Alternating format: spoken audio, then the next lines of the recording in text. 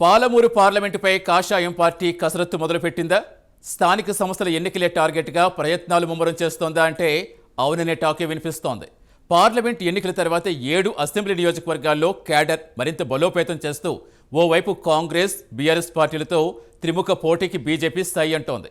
Mahabub Nagar parliament పరిధిలో స్థానిక సంస్థల ఎన్నికల్లో అన్ని చోట్ల సమరానికి సై అంటున్న కమల్నాథులపై special story.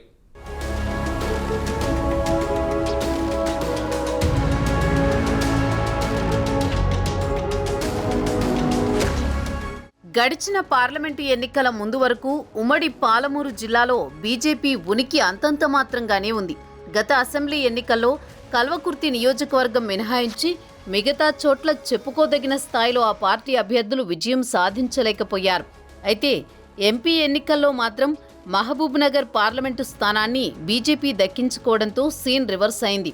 CM Revanth Reddy సొంత ఇలాకాలో గట్టి పోటీ ఇచ్చిన బీజేపీ పాలమూరు పార్లమెంటుపై కాషాయ జెండా ఎగురవేసింది. అధికార పార్టీ నేతల ఎత్తుగళ్లను అధిగమించి బీజేపీ అభ్యర్థిగా పోటీలో ఉన్న డీకే అరుణ ఎంపీగా గెలిచి తన సత్తా చాటారు. ఆమె గెలిచిన తర్వాత పార్లమెంటు పరిధిలో ఉన్న నియోజకవర్గాల్లో కార్యకర్తలు, నాయకులలో కొంత ఉత్సాహం పెరిగింది.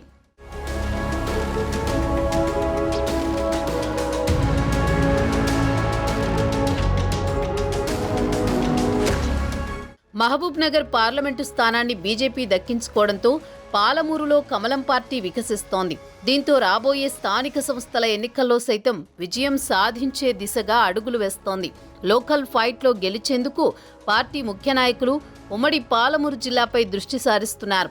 కేంద్రంలో ఉన్న బీజేపీ ప్రభుత్వం అమలు చేస్తున్న అనేక సంక్షేమ పథకాలను ప్రజల్లోకి తీసుకువెళ్లి ప్రచారం చేసేందుకు కాషాయ నేతలు రెడీ అవుతున్నారు.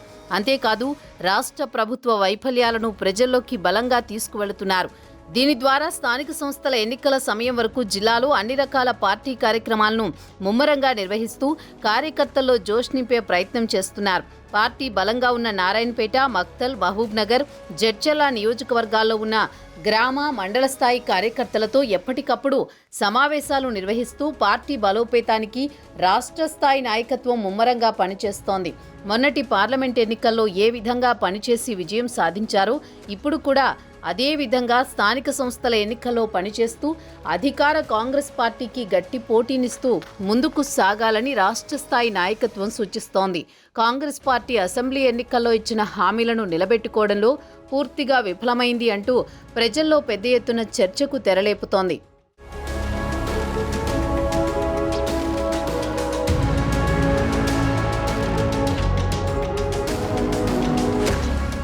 రాబోయే కొద్ది రోజుల్లో రాష్ట్రంలో స్థానిక సంస్థల ఎన్నికలు జరగనున్న నేపథ్యంలో ఉమ్మడి పాలమూరు జిల్లాలో ప్రధాన రాజకీయ పార్టీలన్నీ ఉమ్మడి జిల్లాపై పట్టు సాధించేందుకు ప్రయత్నాలు మొదలుపెట్టాయి.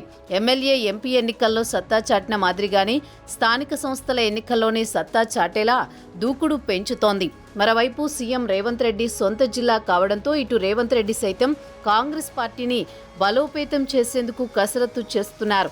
మరోవైపు బీజేపీ నుంచి ఎంపీగా గెలిచిన డీకే అరుణ బీజేపీ పార్టీని బలోపేతం చేస్తోంది.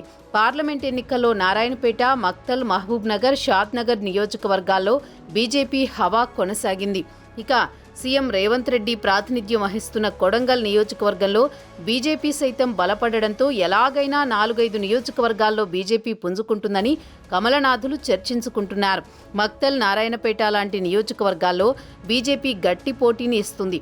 దీంతో పాలమూరు పార్లమెంటులో డీకే అరుణ వర్సెస్ రేవంత్ రెడ్డి అనే విధంగా చర్చ జరుగుతోంది. స్థానిక సంస్థల ఎన్నికల్లో పార్టీల మధ్య కన్నా వ్యక్తుల మధ్యే పోటీ తీవ్రంగా ఉంటుందన్న చర్చ జరుగుతోంది.